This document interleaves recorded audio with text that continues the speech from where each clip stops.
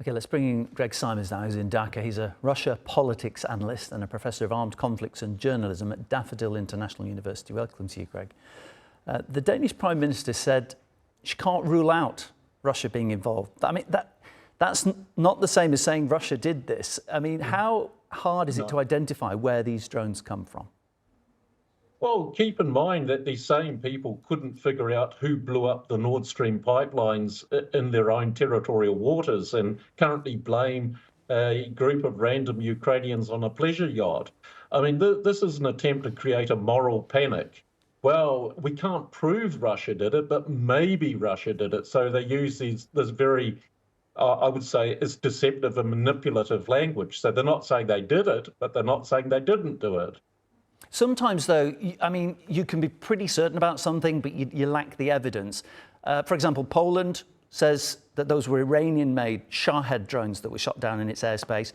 We know that those are the kind of drones that Russia uses. I mean, might not be able to prove it, but I mean, there's an awful lot that points the finger at Russia. President Putin denies it, though, but then he always denies everything that Russia's accused of. So who do you believe?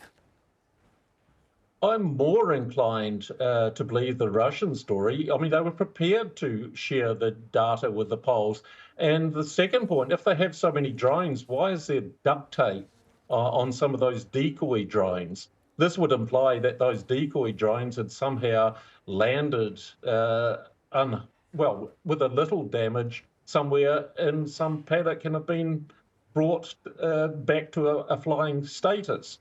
So there are many issues about this. It would not stand up in a legitimate court of law because these things are so vague in terms of how they project it.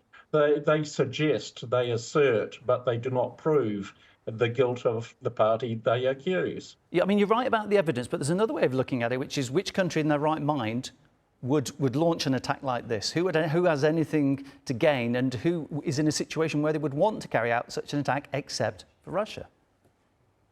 Not really. If you look at it, the one with the most to gain in this would actually be Ukraine. And the reason for that is they need other countries to get involved directly in the conflict, which they're currently losing. Wouldn't that be a massive risk, though? Because if they were caught doing that, yes, they'd lose everybody's support. I mean, are they that desperate? Yes. I mean, that's such a big gamble.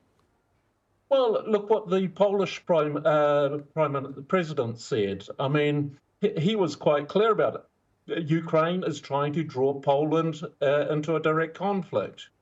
And he did not mince words. You had a similar frictions, shall we say, between Hungary and Ukraine.